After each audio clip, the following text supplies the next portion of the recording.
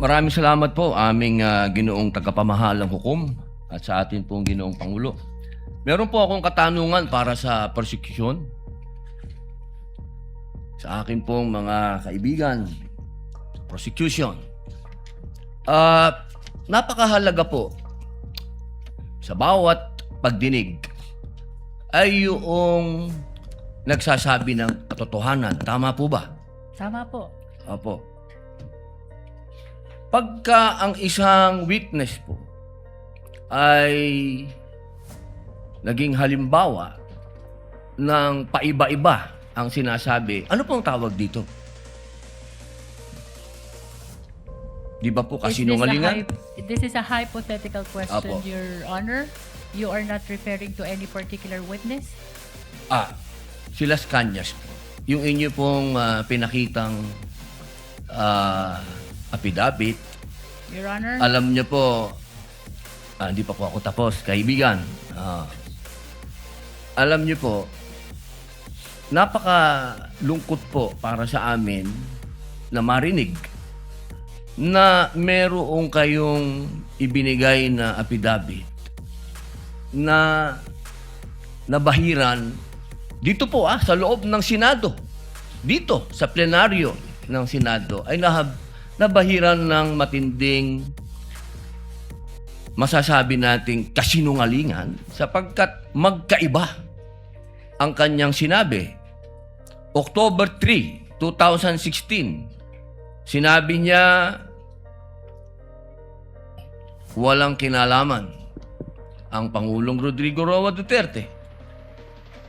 February 20, March 6, na iba na ang istorya. Ang tanong ko po, ano ang tawag sa taong paiba-iba ang sinasabi? Di ba po sinungaling? May I answer, Your Honor? Opo. Kagaya po ng aking binigyang linaw kanina at paulit-ulit na rin pong sinabi ng ating presiding officer. Pakisagot na lang po kasi yun lang po ang tanong. Tama po ba o mali na tawaging sinungaling ang taong iba-iba ang sinasabi? I'm sorry, Your Honor, but I need to qualify my answer. Mr. Presiding Officer, isang simpleng tanong lang po. The lead prosecutor may agree or disagree or state a different characterization. I can state a different characterization if I'm asked by the good Senator Judge. You may disagree or agree with the Your statement Honor. of the Honorable Senator Judge Padilla.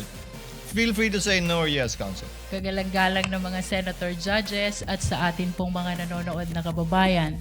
Dahil binanggit po ng kagalang-galang na Senador Robin Padilla ang pangalan at ang affidavit ni Arturo Las Cañas, nais ko pong linawin ang kanina ko pong manifestasyon.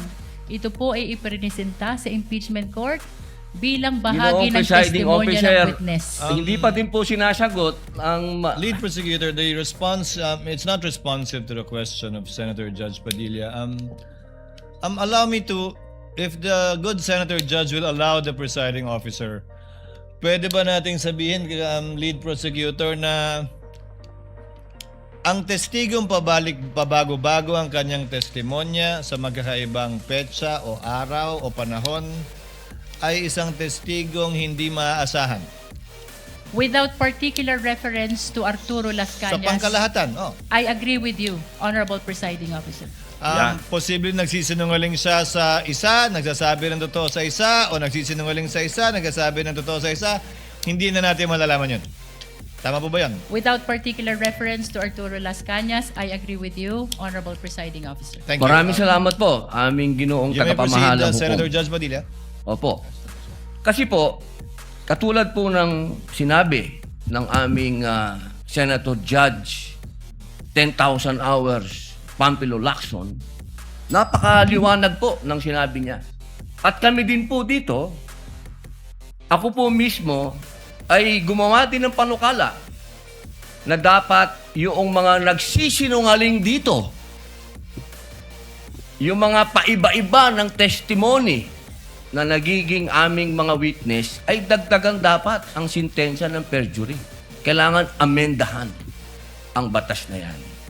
Ngayon, bilang pakiusap po sa inyo, sa prosecution, pwede po ba na sana ay maiwasan natin ang pagbibigay ng witness na may kasong perjury? Hindi na po ito si Las Cañas.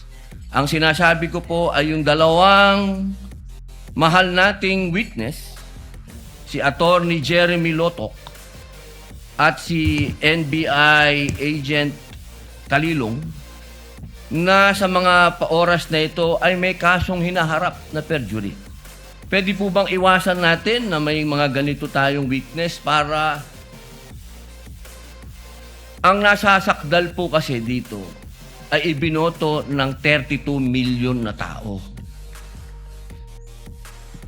Sana po, aming mga mahal na kaibigan sa prosecution, ay isipin nating mabuti bago po tayo magbigay ng mga witness na may perjury na kaso o nagkaroon po kami ng dahilan na gumawa ng amenda na itong perjury ay amendahan. Pwede po ba yun? Your Honor, with all due respect, I would like to take exception to the question and manifestation of the Honorable Senator Judge Robin Padilla. First of all, we were able to verify already that there are no cases pending against the prosecution witnesses. In addition, Your Honor, and only to respond to the concern of the Honorable Senator Judge Padilla, ang conviction po ay hindi ground for disqualification unless it is final and unless it is punishable by more than 1 year and that the crime constitutes moral turpitude. Alam niyo po, napakaganda po ng inyong sagot. Sana hindi one-sided ang ating persecution. Ano? Kasi, alam niyo, pag kayo ang pagpabor sa inyo, alam niyo, bawal po ang ginagawa. Kindly maintain Presiding order officer, within the bawal court. po ang ginagawa nitong nasa harap natin, nagkukomento. Kindly maintain order in the court.